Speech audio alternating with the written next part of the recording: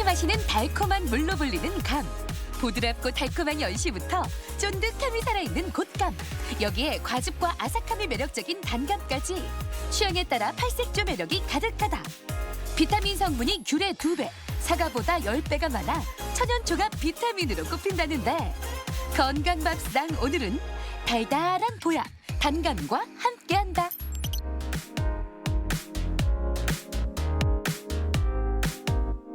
감은 다른 과일보다 훨씬 더 많은 비타민을 함유하고 있습니다. 비타민 C는 사과의 17배 이상 들어가 있으며 호흡기 질환에 걸리기 쉬운 가을과 겨울, 면역력 증진에 좋고 노화를 늦추는 데도 도움이 됩니다. 또 눈 건강에 좋은 비타민 A도 사과나 배보다 훨씬 많습니다. 눈을 혹사하는 수험생과 스마트폰 사용이 많은 사람들의 눈 보호에 도움이 됩니다. 감은 비타민 E, 탄닌, 칼슘, 칼륨, 마그네슘 등도 풍부합니다. 동글납작한 모양으로 별다른 후숙 과정 없이도 먹을 수 있는 떫은 맛재료의 단감. 요리에도 감자바스. 단감으로 만들어볼 오늘의 첫 번째 요리. 아삭하고 달달한 매력을 제대로 살린 단감 샌드위치. 크림치즈와 찰떡 궁합을 자랑한다. 이어서 만들어볼 요리는 추억의 음식이 이제는 이색 별미가 된 단감 깍두기. 아삭하고 달달한 맛이 아이들 입맛까지 사로잡는다. 감은 비타민 C가 많아서 피부에 많은 도움을 주는데요. 감은 어떻게 먹어도 맛있죠? 단감으로 드셔도 되지만 꽃감, 또 홍시, 감말랑이 등 여러 가지가 있어요. 오늘은 그 맛있는 단감을 이용하여 단감 샌드위치를 만들어 보겠습니다. 같이 만들어 보시죠. 단감을 고를 땐 꼭지가 깨끗하면서 고른 모양이 좋다. 또 표면에 하얀 가루인 과분이 피어나와 있는 것이 맛있는 단감이다. 여기에 또 하나의 꿀팁. 씨가 고르게 박힌 감이 더 달달한 맛을 내는데 꼭지 반대 부분에 있는 배꼽 부위가 툭 튀어나온 감을 고르는 게 씨가 많고 맛있는 단감이다. 샌드위치에 들어간 감은 물에 깨끗이 씻어 껍질을 벗겨낸 후 강판이나 칼로 얇게 썰어 반은 다지고 반은 저며 준비해 놓는다.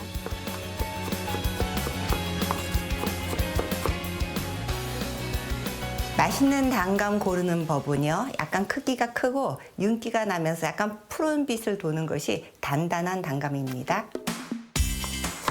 샌드위치에 풍미를 더해줄 감초. 초록의 색감이 살아있는 실파는 총총 썰어 준비하자. 얇게 썰어 놓은 단감은 빵에 올리기 좋게 일일이 펴서 겹쳐 놓는다. 미리 실온에서 녹여두었던 크림치즈에 다진 감과 실파, 꿀, 소금을 넣고 뭉치지 않도록 잘 섞어준다.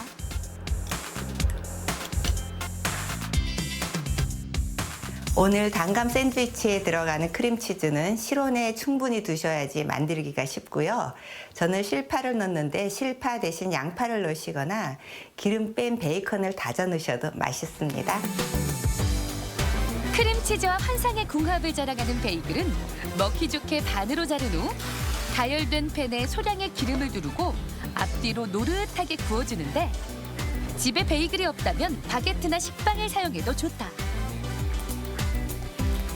잘 구워진 베이글에 부드럽게 연화된 크림치즈를 듬뿍 바른 후 얇게 저며놓았던 단감을 보기 좋게 올려주면 한 끼 식사로 충분한 오픈 샌드위치가 완성된다. 오늘 단감 샌드위치는 저는 베이글을 사용하여서 오픈 샌드위치를 했는데요. 베이글이 없으신 경우에는 식빵이나 아니면 다른 빵을 사용하셔도 맛있습니다. 톡톡 씹히면서 쫀득한 단감의 식감. 여기에 고소하고 달달한 크림치즈의 풍미까지. 커피 한 잔 곁들이면 최고의 브런치로 손색 없다. 맛있는 감은 그 달콤한 맛 때문에 생으로 그냥 드시거나 디저트로 많이 만들어 드시는데요. 오늘은 그 단감을 이용하여 맛있는 깍두기를 만들어 보려 합니다. 같이 만들어 보시죠. 단감은 수확하자마자 후숙이 진행되기 때문에 빨리 섭취하는 게 좋지만 그렇지 못한 경우라면 냉장 보관하는 게 좋다. 신문지에 싸서 보관할 경우 저장 기간을 조금 더 늘릴 수 있다. 감깍두기에 들어갈 단감은 깨끗이 씻은 후 반으로 잘라 꼭지를 제거하는데 깍두기에 쓸 단감은 껍질을 벗기지 않고 껍질째 사용하는 게 포인트. 손질한 단감은 먹기 좋은 크기로 잘라둔다. 오늘 감 깍두기를 만드실 때는요. 겉껍질채 만드셔야지 영양가도 흡수하고요. 두고 드실 때 물이 생기지 않습니다. 단감과 함께 아삭한 별미로 탄생할 밤도 납작하게 썰어주고 실파도 송송 썰어 준비해 놓는다. 깍두기 맛을 좌우할 양념장도 만들어보자. 고춧가루와 액젓을 먼저 풀어주고 매실액과 마늘, 깨를 넣어 고르게 섞어준다. 감 깍두기의 양념은 김치 속과 조금 양념이 다른데요. 금방 드시는 겉절이 형식으로 만듭니다. 하지만 먼저 젓국과 고춧가루를 먼저 풀어 놓으셔야지 색이 예쁘게 납니다.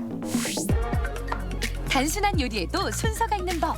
썰어놓았던 단감을 넣어 간이 잘 배도록 양념에 버무려준 후 얇게 저며놓은 밤을 넣고 다시 한번 버무려주고 마지막으로 실파를 넣어 한 번 더 마무리하면 맛있는 깍두기가 완성된다. 깍두기 양념에 넣는 순서가 있는데요. 먼저 감을 넣으시고 간이 잘 배게 하신 다음에 밤과 실파를 넣어주시면 맛있는 깍두기가 됩니다. 설탕도 필요 없고 번거로운 과정도 패스. 초간단 건강 레시피 단감 깍두기가 완성됐다. 무인지 단감인지 구별이 되지 않는 단감 깍두기. 매콤한 양념 속에 숨어있는 달달하고 아삭한 반전 매력. 어쩜 이렇게 맛있는가?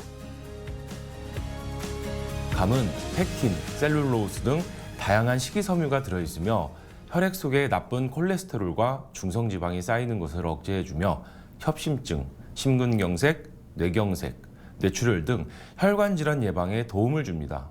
감의 떫은 맛을 내는 타닌은 우리 몸의 산화와 노화를 늦추는 항산화 작용을 하며 플라보노이드, 카테킨 등이 타닌의 주성분으로 암 등 각종 질병의 원인이 되는 활성산소를 줄여 흡연자의 니코틴을 배출하고 고혈압, 동맥경화 예방에 기여합니다. 단단하면서 사각거리는 식감을 자랑하는 단감. 풍부한 과즙에 진한 단맛까지 머금고 있어 최고의 과일로 꼽힌다. 이 계절 꼭 먹어야 할 건강 비타민으로 이파리부터 껍질까지 전혀 버릴 게 없는 맞는 과일. 차 한 잔에 여유가 좋다면 샌드위치로, 이색 별미로 입맛을 잡고 싶다면 깍두기로. 과일계의 팔색조, 단감의 변신은 무죄다. 건강 플러스 인사드립니다. 안녕하세요, 임세혁입니다. 안녕하세요, 윤희영입니다. 네, 흔히 100세 시대라는 말을 많이 하는데요. 우리가 장수의 의미는 몸도 마음도 건강하게 오래 산다는 의미겠죠. 실제로 90세 이상 어르신들을 꾸준히 연구해 봤더니요. 한마디로 정리가 됐다고 합니다. 바로 부지런함이라고 그래요. 네, 맞습니다. 이 아침에 일어날 때 스트레칭을 빼놓지 않았고요. 또 물을 마실 때도 차가운 물보다는 공복에 자극이 덜한 미지근한 물을 마신다고 합니다. 그리고 아침 식사를 할 때도 소량이지만 영양가 있는 음식을 골고루 섭취하셨다고 합니다. 네. 자, 그런데 여기서 가장 중요한 건 먹었다면 움직이는 거겠죠. 이것을 철칙으로 생각하면서 몸을 부지런히 움직이시는 분들이 많았다고 합니다. 네, 물론 뭐 바쁜 학생들이나 직장인들의 경우에는 아침 시간을 활용한다는 게 이게 사실 쉽지 않은 일인데요. 조금만 더 일찍 일어나서 계획적으로 움직인다면 좀 더 건강한 봄을 맞이할 수 있지 않을까 싶습니다.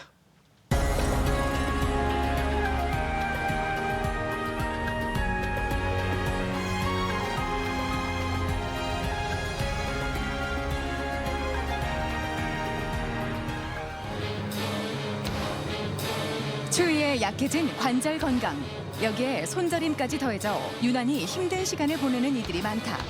손이 찌릿한 느낌부터 정체불명의 통증까지 흔하게 나타나는 증상인 만큼 손저림을 유발하는 원인 또한 다양하다. 손저림증은 주로 신경의 압박에 의해서 발생하는데 이러한 신경의 압박을 나타날 수 있는 질환에는 손목 터널 증후군과 팔꿈치 터널 증후군, 그리고 목에서 눌리는 흉곽출구 증후군, 경추 디스크 질환, 이러한 질환들에 의해서 발생할 수가 있습니다. 손에 저린 느낌, 둔한 감각 등 이상 증상이 발생하는 손저림증. 혈액순환 장애부터 말초신경 이상, 뇌졸중의 증상까지 그 원인 질환을 찾는 것이 무엇보다 중요한데 부위에 따라 원인도 다른 손저림증. 오늘 TV 주치에서는 손저림증에 대해 자세히 알아본다. 네, 어릴 때 저희가 많이 했던 놀이 중에 하나가 전기놀이가 있는데요. 윤희영 씨는 혹시 아세요? 전기놀이요? 네. 어릴 때 전자제품을 가지고는 많이 놀았는데 전기놀이는 조금 생소한 것 같네요. 이게 뭐 여러 사람들이 이제 손을 맞잡고 네. 예, 신호를 보내서 누가 보냈나 맞추는 게임인데요. 다른 세대 같네요. 그렇죠. 예. 근데 이게 손 딱 저려올 때 이게 짜릿하거든요. 갑자기 네. 눌러오면. 근데 이런 그 손저림 증상이 수시로 나타난다면 정말 일상생활에 힘들지 않을까 그런 생각이 듭니다. 네, 맞습니다. 단순히 뭔가 혈액순환에 조금 문제가 있나 싶어서 일시적인 증상으로 넘기시는 분들이 많은데요.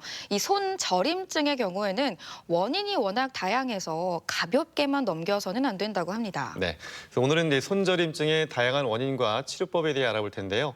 자, 오늘 도움을 주시기 위해서 정형외과 전문의 김종필 원장 나오셨습니다. 원장님 안녕하세요. 안녕하세요.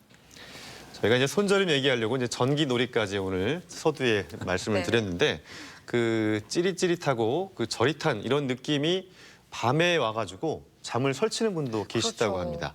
자, 이 손저림증은 어떤 문제에서 유발되는 걸까요? 네, 손저림증은 이게 무수히 많은 바늘과 침 등으로 손바닥을 찌른 듯한 그런 증상을 말하는데요. 대부분은 이제 손저림증 하면은 이제 혈액순환이 안 돼서 생긴다고 생각하시는데 그럴 때의 의 증상은 손이 시렸거나 아프거나 하는 증상이 대부분이고요. 지금처럼 이제 손저림증은 신경의 이제 압박에 의해서 생기는 원인이 가장 흔합니다. 네. 네. 방금 말씀해 주신 것처럼 신경이 눌리면서 생기는 이 원인이 가장 흔하다고 하셨는데 이 눌리는 부위에 따라서 또 질환들도 달라질 것 같거든요. 이 팔의 구조를 하나씩 살펴보면서 설명을 해주시면 이해가 훨씬 쉬울 것 같습니다. 네. 우리가 이제 그 손저림증에 나타나는 그런 대표적인 질환 하면은 이제 손목터널 증후군인데요. 손목터널 증후군은 이제 손목에서 신경이 압박돼서 생기는 그런 질환을 말하고 그다음에 또 우리가 많이 알고 있는 게 이제 경추 디스크, 목 디스크라고 하죠. 디스크 때문에 생기는 저림증이 나타날 수가 있고 그렇지만 이 외에도 이제 그 흉곽출구 증후군이나 이 목에서 눌리는 그런 질환들, 그다음에 팔꿈치에서 눌리는 이제 팔꿈치 터널 증후군, 요골 터널 증후군 등이 있습니다. 네. 우리가 신경이 눌려서 발생하는 증후군이 상당히 다양하네요. 네. 제일 많이 들어본 게 이제 손목 터널 증후군을 제일 많이 들어봤는데 이건 조금 이따가 살펴보겠고요. 먼저 그 팔꿈치 터널 증후군부터 좀 자세하게 살펴주십시오. 네. 이 팔꿈치 터널 증후군이라고 하는 것은 이제 팔의 신경이 척골 신경이 이 팔꿈치 뒤쪽을 돌아서 이 손까지 전달이 되는데요. 그때 이제 이 척골 신경이 팔꿈치 뒤쪽에서 터널을 지나가는데 이 터널 부위에 압박이 돼서 생기는 그런 증상을 우리가 팔꿈치 터널 증후군이라고 합니다. 네. 대부분 이제 증상은 이제 새끼 손가락하고 그 약지의 반 정도까지 이제 신경 증상이 생기는데 이게 심하면은 이제 팔꿈치를 구부릴 때는 이 팔꿈치 통증이 이 팔꿈치까지 전달되게 되는 아주 괴로운 질환 중에 하나입니다. 네. 네. 그러니까 이 척골 신경이 지나는 통로가 좁아지게 되면서 팔꿈치 안쪽에 신경이 압박받는 질환을 팔꿈치 터널 증후군이다라고 말씀해 주셨는데 그럼 도대체 이건 왜 생기는 건지 원인도 한번 짚어주시죠. 네, 그 원인으로서는 이제 아주 무거운 물건을 반복적으로 들어올리는 작업을 하거나 아니면 이게 그 충격으로 인해서 신경의 직접적인 충격 때문에 이제 신경 증상이 생긴다든지 아니면 팔이 골절돼서 변형 때문에 신경이 압박이 된다든지 그럴 때 이제 생길 수가 있습니다. 그리고 이제 퇴행성 질환으로서 퇴행성 질환이 되게 되면 팔꿈치에 이제 뼈가 자라게 되는데 그 자라는 부분이가 이제 신경을 눌러서 생기기도 합니다. 최근 들어서는 이제 우리가 팔을 구부리고 하는 컴퓨터 작업 그리고 이제 잠을 잘 때 옆으로 누워서 팔을 눌리고 자는 자세 이런 것들 때문에 많이 생기기도 합니다. 네. 네 가지 원인을 살펴보니까 저는 이제 아무래도 과도한 사용, 퇴행성 변화 이 원인들이 참 와닿는 것 같은데요. 그럼 팔꿈치 터널 증후군의 증상은 어떤지요? 네. 증상은 아까 말씀드렸듯이 이제 새끼와 약지에 이제 저림증과 통증이 나타나는데요.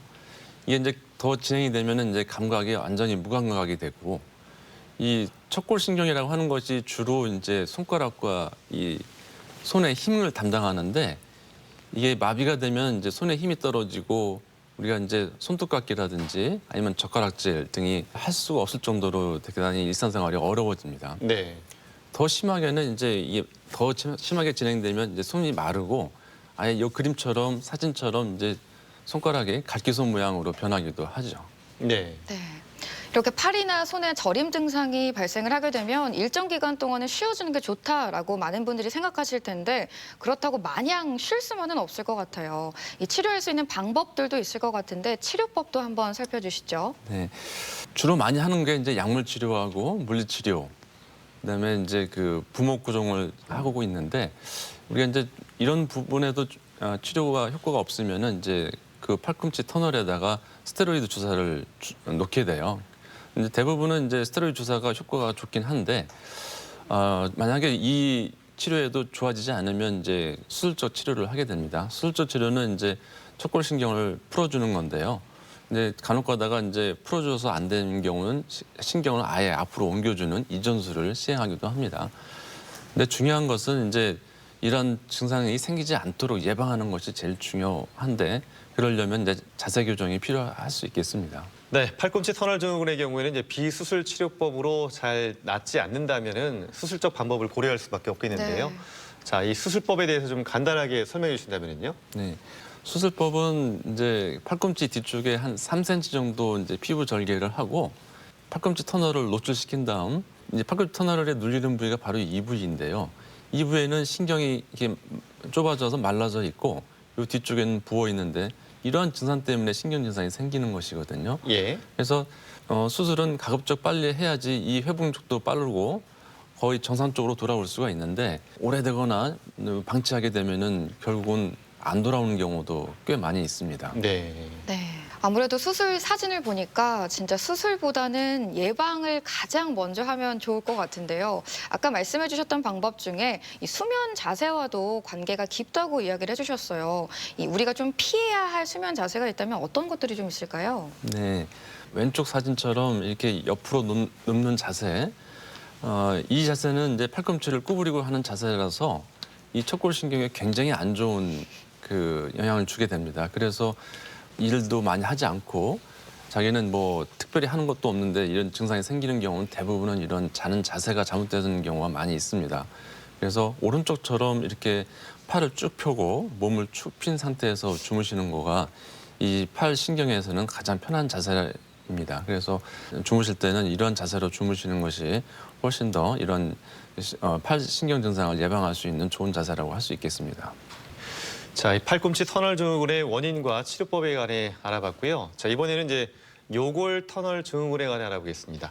자, 이거는 어떤 증후군인가요? 네, 이거는 이제 요골신경이 팔에서 나와서 팔의 앞쪽으로 나가는 때 이 요골 터널에 지나갈 때 이 터널 부위에서 압박이 돼서 나타나는 증상을 말하는데요. 주로 특징적인 게 뭐냐면 이 엄지손가락과 이 두 번째 손가락 시지 뒤쪽에서 이 저림 증상이 나타나고 통증은 이 팔꿈치 쪽에서 나타나는 증상이 특징적인 소견인데요. 이 손목이나 손가락을 펴면 통증이 좀 악화되고 아주 심하게 방치되게 되면 이 손에 마비까지 오게 되는 그런 증상이 있습니다. 요골 신경을 자극하는 압박하는 요골 터널 증후군까지 알아봤는데요. 아까 전에 팔꿈치 터널 증후군은 뭐 퇴행성이라든지 아니면 과도한 사용이 원인이 될 수 있다 이렇게 말씀하셨는데 요골 터널 증후군의 경우는 어떤 것들이 좀 원인이 될까요? 네. 요골 터널 증후군은 이제 이것도 과도한 사용 때문에 그렇긴 합니다. 근데 주로 이제 손목을 이용해서 물건을 들어 올리는 그 일을 하시는 분들 아니면 이제 뭐 테니스나 배드민턴 아니면 탁구 같은 그 라켓을 들고 하는 그런 스포츠 활동을 하시는 분들에서 잘 발생할 수가 있고요. 간혹 가다가 이제 뭐 지방종이라든지 아니면 뼈의 종양 심지어는 이제 그 주변 조직의 염증 때문에 유착이 돼서 생기는 경우도 많습니다. 이제 요즘 들어서 이제 컴퓨터와 스마트폰을 많이 사용하게 되는데 이러한 컴퓨터를 할 때 자판을 사용할 때라든지 스마트폰을 들고 우리가 유튜브 시청하거나 아니면 문자 보낼 때 그때에 주로 잘 생길 수가 있습니다. 자, 이 요골 터널 증후군이 이제 팔꿈치 뒤쪽에 통증이 주로 나타난다고 말씀하셨는데요. 어떤 증상들인지 그냥 통증만 나타나는 건지 어떤 증상인지 자세하게 좀 설명 좀 해주십시오. 그렇습니다. 우선 통증이 가장 흔한 증상이고요. 문제는 이제 이 통증을 방치하게 되면은 이 왼쪽에 이 손목을 뭐 가까스로 펼 수는 있는데 이 손가락을 아예 펴지 못하는 이런 증상인데요. 이거는 마비 증상입니다. 그래서 이 마비 증상까지 올 수가 있어서 미리 그 전에 치료를 꼭 하셔야지 이런 걸 막을 수가 있습니다. 네. 앞서도 잠깐 살펴봤지만 요골 터널 증후군의 원인의 경우에는 뭐 스포츠라든지 아니면 컴퓨터 사용 같은 이런 일상적인 것들에서 많이 발생을 하는 것 같은데요. 자, 그렇다면 치료법에는 어떤 것들이 있을지 이것도 한번 살펴주시죠. 네. 이제 비수술적 치료로서는 이제 약물 치료, 물리 치료, 그다음에 주사 치료도 시행해 볼 수가 있고요. 이쪽은 또 근육층이 있어서 체외 충격파도 좀 도움이 됩니다. 근데 중요한 것은 이제 그런 증상이 생겼을 때는 너무 과도하게 사용하지 않는 것이 필요하겠고요. 이런 치료에도 이제 만약에 효과가 없다라고 하면은 이제 결국은 이제 수술로 해서 신경을 풀어줘야 됩니다. 이분과 같이 이제 신경을 풀어주게 되면은 신경이 굉장히 변성이 돼 있고 이게 더 진행이 되면 영구적으로 회복이 안 될 수가 있기 때문에 가급적이면 조기에 치료를 시행하는 것이 매우 중요하다고 할 수 있겠습니다. 대전 MBC 건강플러스 오늘은 손 저림증에 대해 알아보고 있는데요. 이번에는 병원에 직접 찾아가 환자들을 만나보고 진단 방법과 치료법에 대해 살펴보겠습니다. 화면으로 만나보시죠. 가장 많이 사용되는 관절 부위 중 하나인 손목. 과도한 업무량은 물론 스마트 기기의 잦은 사용으로 인해 우리의 손목은 휴식 시간이 짧아지고 있다. 이렇게 손목에 지속적인 자극이 가해질 경우 손목 터널 증후군이 유발될 수 있는데 흔한 질환인 만큼 일상에서의 관리도 중요하다. 수술하고 나서 20일이 지났는데 요즘 좀 어떠세요? 수술 전에 되게 많이 저렸었거든요. 일상생활할 때. 근데 굉장히 많이 좋아졌어요. 저림이 없어졌어요. 수술 전에 주무시기 되게 힘드셨다고 하셨잖아요. 네. 지금은 어떠세요? 전에는 한쪽으로 못 잤었거든요. 지금은 한쪽으로 있어도 잊어버리고 있을 만큼 저림이 없어졌어요. 지난번에 알려드린 그 스트레칭 잘하고 계시죠? 네, 잘하고 있습니다. 도수 치료도 열심히 받고 있고요. 물리 치료도 열심히 하고 있고 또 원장님께서 말씀해 주신 스트레칭도 열심히 하고 있습니다. 손목 터널 증후군은 손바닥 감각과 손의 운동 기능 등을 담당하는 정중신경이 눌리면서 발생하는 질환이다. 팔에 유발되는 신경 압박 질환 중 가장 흔한 질환으로 중년 여성에게 많이 발생하고 있다. 이 환자분은 손목 터널 증후군으로 진단받고 약물 치료하고 물리 치료도 시행받았는데 증상이 별로 호전되지 않아서 결국은 이제 수술했던 환자입니다. 지금은 이제 수술하고 나서 한 달이 지났는데요. 지금 저림 증상과 밤에 잘 때 통증은 많이 없어졌는데 이제 그 손목의 힘이 증가되기 위해서는 앞으로도 한 달 정도는 보조기 착용하고 물리치료를 또 받는 것이 더 중요하다고 할 수 있겠습니다. 손목 터널 증후군은 검지와 중지의 저린 증상을 시작으로 엄지손가락까지 번지고 손목에 통증이 난다. 심할 경우 손목 통증 때문에 새벽 잠에서 깨는 일이 잦아질 수 있는데 초기엔 약물 치료나 물리 치료, 주사요법 등의 비수술적 치료가 가능하지만 중증의 경우 수술적 치료도 고려해야 한다. 어디가 불편해서 오셨어요? 예. 자꾸 손에 힘이 빠져서 물건을 좀 떨어뜨려요. 그리고 이제 강한 힘을 줄 때 가슴이 숨을 쉴 수 없을 정도로 굉장히 저려와요. 너무 좀 힘들어요.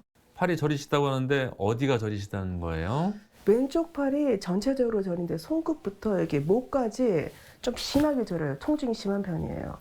잠은 잘 주무세요? 그 저리는 증상 때문에 좀 잘 못 자는 편이에요. 자꾸 깨요. 일상 속 잘못된 자세는 여러 질병의 원인이 된다.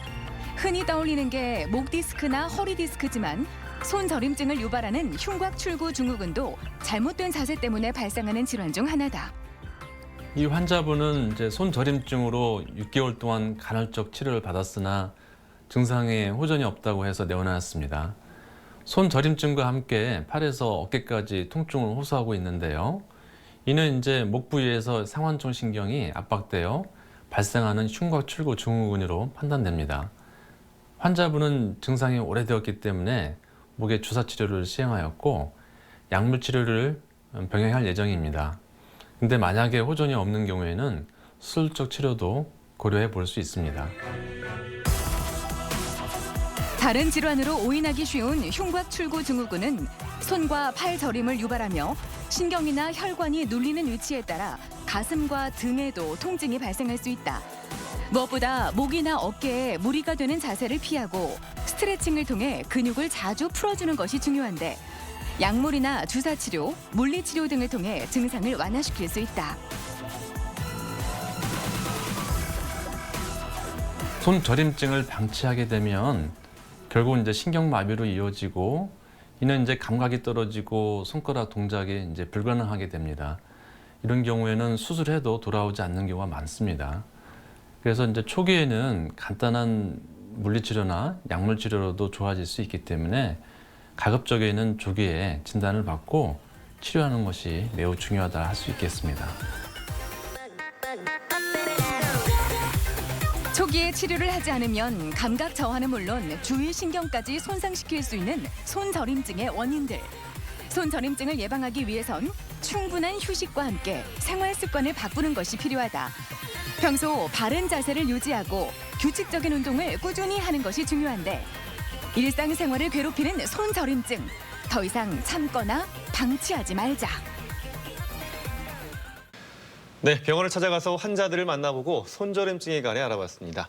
이 손저림증을 유발하는 원인도 참 다양한데요. 네. 자, 이번엔 좀 발음이 좀 어렵습니다. 흉곽 출구 증후군에 관해 좀 알아볼까요?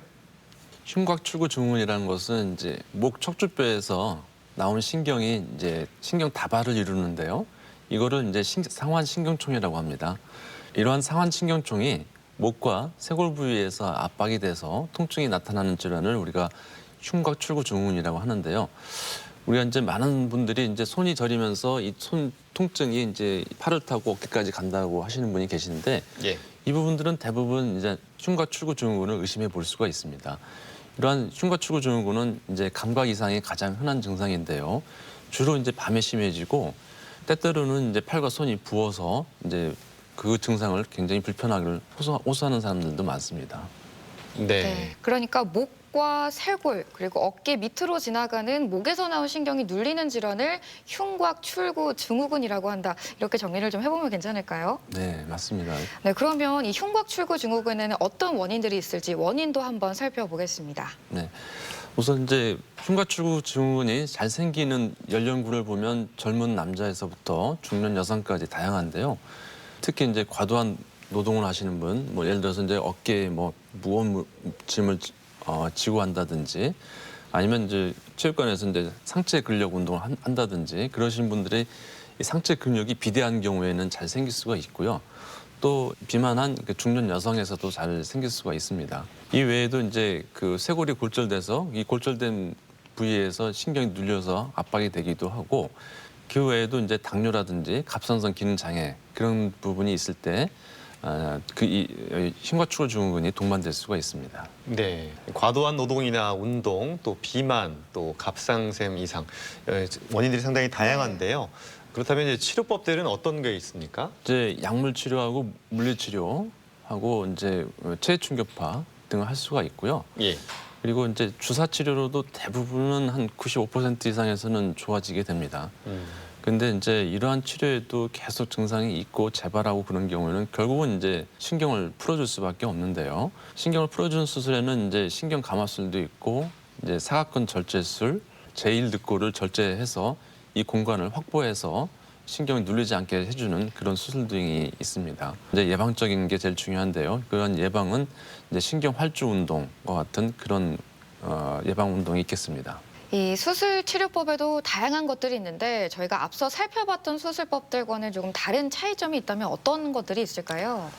이 흉곽 출구 증후군의 진단이 상당히 어렵습니다. 그래서 의사들도 사실 진단을 미스하는 경우도 많고, 엉뚱하게 이 흉곽 출구의 증상을 이제 목 디스크라고 오인하고 목 디스크를 치료한다든지, 아니면 손목 터널 증후군으로 오인해서 손목 터널 수술을 하는 경우도 많이 있는데요. 그만큼 진단이 어렵기 때문에 그렇습니다. 그러니까 혈관 조영술에서 이 혈관에 여기 압박 부위가 있는데요. 압박 부위에 명확하게 보이는 경우에는 혈관과 같이 가는 신경에 압박이 된다고 생각할 수가 있거든요. 그래서 이런 경우에는 요 수술적인 치료를 해줘야 되는데 오른쪽 사진처럼 이제 이게 신경이 상완쪽 신경통이 풀어진 그런 사진입니다. 이렇게 해줘야지 혈액순환도 양호해지고 그다음에 신경도 좋아질 수가 있습니다. 네. 그러면 이제 흉곽 출구 증후군을 예방할 수 있는 방법. 아까 이제 신경 활주 운동이라고 말씀하셨잖아요. 네네. 혼자 추측해 보니까 네. 활처럼 뭐 이렇게 좀 해야 되나 이런 생각이 들었거든요. 어떤 운동법인가요? 활주라고 하는 거는 이제 신경이 움직임을 유발하는 그런 운동입니다. 네. 이렇게 팔을 핀 상태에서 이제 손바닥에 하늘을 보게 이렇게 운동하고 팔을 또 이제 앞으로 쭉 펴서 손바닥 하늘을 향해서 이렇게 운동하게 되면 이 손이 신경이 스트레칭 되면서 특히 이제 그런 흉곽출구증후군을 예방할 수 있는 하나의 좋은 방법이라고 할 수 있겠습니다. 이거를 평상시에도 꾸준히 하는 건가요? 아니면 내가 좀 과도한 운동이나 노동을 했거나 그 다음에 이제 풀어주는 스트레칭으로 해야 되는 건가요? 평상시에 해주시는 게 좋고요. 예. 그리고 과도한 운동이든 어떤 컴퓨터 작업을 장시간 했던 경우든 그런 경우에도 자주 해주시는 것이 좋습니다. 네. 네. 운동법이 어렵지 않으니까 평소에도 많이 따라해 보시면서 예방해 보시면 좋을 것 같습니다.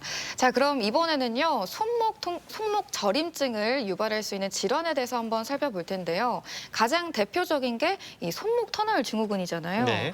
이 부분에 대해서도 간단하게 설명을 좀 해주시죠. 이 손목 터널 증후군은 이제 손목 터널 내 압력이 증가돼서 이 터널을 통과하는 정중신경이 압박돼서 생기는 증상인데요. 주로 이제 손 저림증하고 통증이 나타나고 감각 저하 등이 생길 수가 있습니다. 네.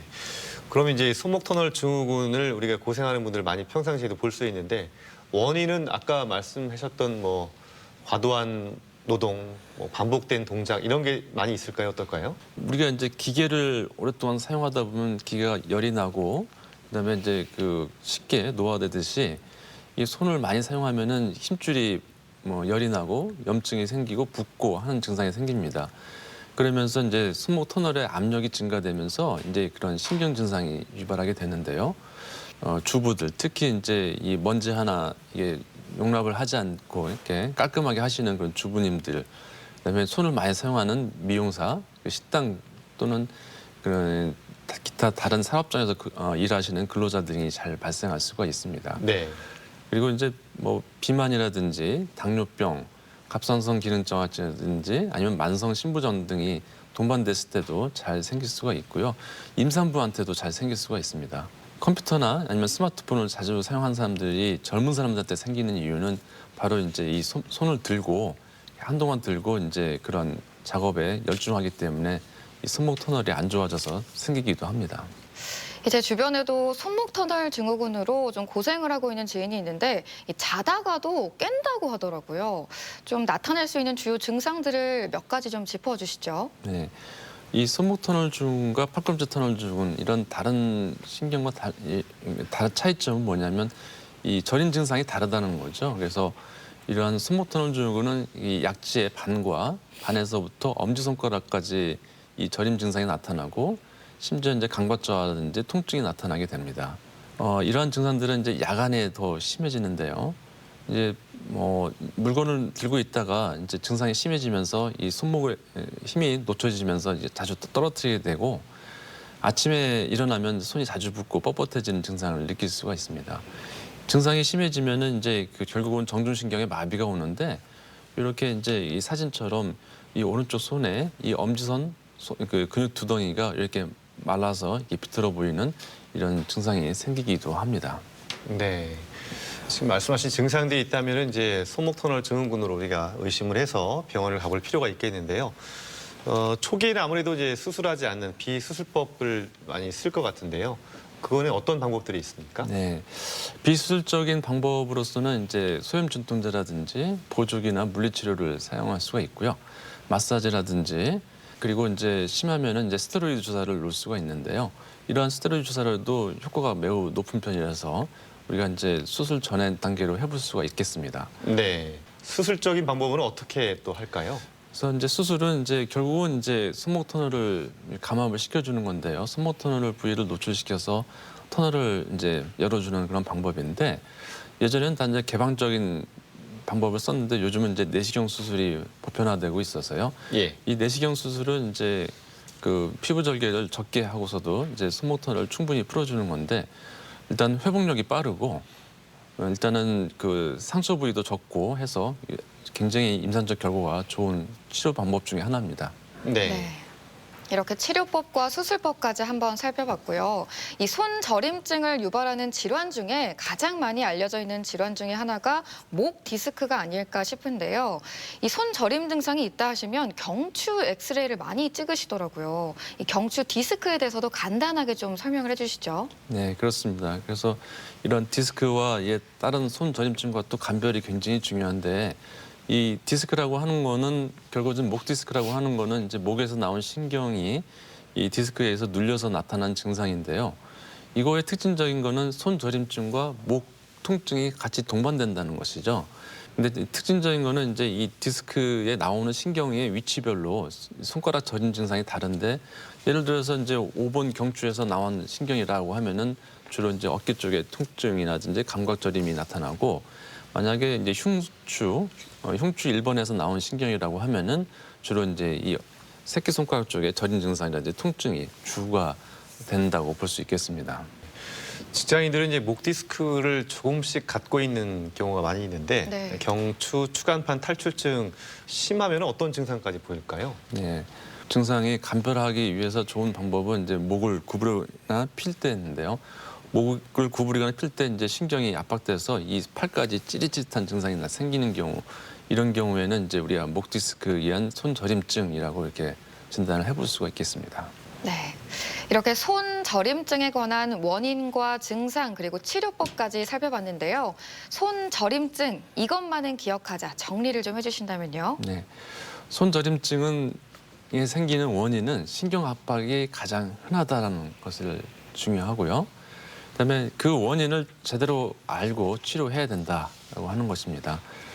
신경 압박에 의한 증상은 가급적 초기에 치료하는 것이 중요하고요. 오래된 증상이 있을 때는 가급적 조기에 수술하는 것이 회복이 빨리 될 수가 있는 기대를 해볼 수가 있습니다. 네. 대전 MBC 건강플러스 오늘은 손저림증에 대해 알아보고 있는데요. 이번에는 이와 관련된 오해와 진실을 OX로 풀어보겠습니다. 네. 자, 먼저 이제 손목을 이렇게 움직일 때마다 똑똑 소리가 난다. 이거는 손목 터널 증후군의 증상이다. 맞을까요? O일까요? X일까요? X입니다. 네. 왜냐하면 이제 손목에 똑똑 소리 나는 거는 이제 그 터널보다는 손 바깥쪽을 지나는 힘줄이라든지 아니면 손목 안에 있는 연골 등에서 나는 소리이기 때문에 손목 터널 증상과는 전혀 관련이 없습니다. 네. 네. 이 다음으로 손목 터널 증후군과 척골 터널 증후군의 증상이 나타나는 손가락은 다르다. 이건 O일까요? X일까요? 네. 답은 O입니다. 손목 터널 증후군은 이제 주로 이 약지의 반에서부터 엄지손가락까지 증상이 나타나는 게 이제 손목 터널 증후군이고 우리가 팔꿈치 터널 증후군은 약지의 반에서 이제 새끼손가락까지 나타나는 저림 증상이 나타나는 거가 이제 팔꿈치 터널 증후군에 나타나는 증상입니다. 그리고 요골 터널 증후군과 테니스 엘보는 같은 질환이다. 이거는 O일까요? X일까요? X입니다. 우리가 이제 주로 많이 앓고 있는 부분들이 테니스 엘보인데요. 테니스 엘보는 이제 힘줄에 염증이 생겨서 나타나는 증상인데 힘줄 염증 바로 밑에 그래서 이제 신경이 눌리는 거가 이제 요골 터널 증후군인데요. 때때로는 같이 동반돼서 나타나기도 합니다. 실제로. 네. 그렇지만 이제 그 부위가 다르고 그다음에 치료 방법도 다르게 되죠. 그래서 테니스 엘보는 힘줄 염증에 대한 치료를 해야 되고 그다음에 요골 터널 증후군 신경에 대한 치료를 해서 여러 가지 약물 치료라든지 물리치료 이런 부분들이 다 다를 수밖에 없습니다. 네. 다음으로 흉곽 출구 증후군으로 손저림 증상이 심한 분들은 이 갈비뼈 절개술을 해야 할 수도 있다. 이건 O일까요? X일까요? 네, O입니다. 왜냐하면 이제 흉곽 출구 증후군이 이제 눌리는 부위가 결국은 이제 쇄골과 이 첫 번째 갈비뼈 사이에서 많이 눌리고 있거든요. 선천적으로 눌릴 수도 있고 아니면 뭐 과도한 노동에 의해서 좁아져 있을 수도 있는데 그런 부분을 치료하기 위해서는 이제 갈비뼈 제1 늑골을 절제가 필요할 수도 있습니다. 팔꿈치 터널 증후군은 평소 자세와도 관련이 깊다. 이거는 O일까요, X일까요? 아니면 세모일까요? O입니다. 네. 네, 왜냐하면 우리가 이제 팔꿈치 터널 증후군은 팔꿈치에 이제 그 척골신경의 해박 쪽의 위치 자체가 팔꿈치 뒤쪽에 있기 때문에 우리가 컴퓨터 작업할 때 이게 팔꿈치를 구부리고 있다든지 아니면 잘 때 이렇게 옆으로 이렇게 손을 팔꿈치를 구부리고 잔다든지 할 때는 이 팔꿈치의 척골신경이 매우 안 좋은 자세로 되게 됩니다. 그래서 그런 경우에는 이제 그 자주 반복적으로 되게 되면은 결국은 마비까지 오게 되거든요. 그래서 이런 자세 교정이 매우 중요하기 때문에 평상시에 그런 습관적인 동작을 잘 교정할 필요가 있습니다. 이렇게 손 저림증에 관한 오해와 진실을 OX로 풀어봤고요. 계속해서 시청자 여러분의 궁금증 풀어보도록 하겠습니다. 같은 자세로 손목을 쓰다 보면 뻐근할 때가 있는데요. 혹시 손목 터널 증후군을 예방할 수 있는 스트레칭이나 운동법이 있을까요? 네, 손목 터널 증후군을 예방할 수 있는 운동법이나 스트레칭 방법이 있는지 궁금해하셨는데요. 어떻습니까? 네, 손목 터널 증후군은 비교적 간단합니다. 우리가 이제 손을 쭉 핀 상태에서 반대쪽 손으로 이쪽 손가락을 잡고 이렇게 뒤로 굳혀주는 거거든요. 네. 이렇게 한 15초 정도 쭉 가만히 유지하고 있고 좀 쉬었다가 반복적으로 이거를 한 10회 이상 해주는 것이 제일 중요하고요. 네. 아울러서 이제 반대쪽으로 이제 주먹을 가볍게 쥐고 반대쪽 손으로 이걸 눌러주는 거죠. 그러면 어떻게 해서 팔꿈치가 좀 당겨지죠. 네. 그러면서 이걸 또 이제 요골 터널 증후군을 예방할 수 있는 좋은 스트레칭 방법이라고 할 수 있겠습니다. 손저림 증상이 심해서 수술을 받을 경우 일상생활까지 복귀는 얼마나 걸릴까요? 수술 후에도 손목을 많이 쓰는 직업인데 계속 해도 될까요? 네, 어떤 수술을 받느냐에 따라서 달라질 것 같긴 한데요. 이 재발 여부와 회복 기간에 대해서 궁금해하셨습니다. 어떨까요? 네. 사실은 이제 수술을 제대로 하면 재발을 하는 경우는 많지 않습니다. 거의 없는데 다만 이제 그런 재발 수술하고 나서 관리가 제일 중요한데 일상적으로 이제 일상적인 생활이 가능한 거는 한 달 정도 되고요. 그다음에 이제 우리가 그 작업으로 복귀할 때는 한 석 달 정도의 시간이 필요합니다. 만약에 이제 그 전에 이제 우리가 너무 빨리 이제 업무에 복귀를 한다든지 썼을 경우에는 이 증상이 너무 오랫동안 지속될 수가 있습니다. 그래서 이런 치료 후에 수술 후에 이런 치료 원칙만 잘 지켜주시면은 완치가 가능하고 재발은 거의 되지 않을 가능성이 높습니다. 끝으로 손 저림증에 대해서 꼭 기억해야 할 점 핵심을 한마디로 요약해 주시면 좋을 것 같은데요. 손 저림증은 네모다. 이 네모원을 좀 채워주신다면요. 네, 손 저림증은 숲이다라고 말씀을 드리고 싶습니다. 우리가 숲이라고 하는 것은 이 나무가 이루어져서 숲이 되지 않습니까? 네. 그래서 손 저림증은 이 무수히 많은 원인들에 의해서 생기는데 그런 원인들을 잘 파악하지 않고 이 손 저림증의 일부, 그러니까 이 나무의 일부분만 보고 치료할 수는 없기 때문에 이런 원인들을 다 파악을 해서 치료를 하셔야지 제대로 된 치료를 받을 수 있다고 생각이 됩니다.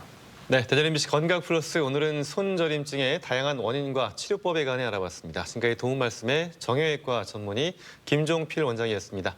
오늘 말씀 고맙습니다. 네, 고맙습니다. 감사합니다. 네, 손 저림증의 유발 요인에는 우리가 앞서 살펴보신 것처럼 손목이나 팔의 신경 외에도 갑상샘이라든지 당뇨라든지 목 디스크 등 다양한 또 원인들이 있습니다. 이게 증상이 나타났을 때 이러다 낫겠지 하고 방치하지 마시고요. 꼭 병원에 가서 전문의와 함께 진찰을 받아보시기 바랍니다. 네, 맞습니다. 손 저림증을 예방하기 위해서는 평소에 올바른 자세를 갖는 게 무엇보다 중요하고요. 이 손목이나 손가락을 이완시켜줄 수 있는 스트레칭도 도움이 된다고 하니까요. 평소에도 수시로 잘 관리해 보시기 바랍니다. 네, 건강 플러스 저희가 준비한 내용은 여기까지입니다. 건강한 한 주 보내시고요. 다음 시간에 다시 인사드리겠습니다. 함께해 주신 여러분 고맙습니다. 고맙습니다.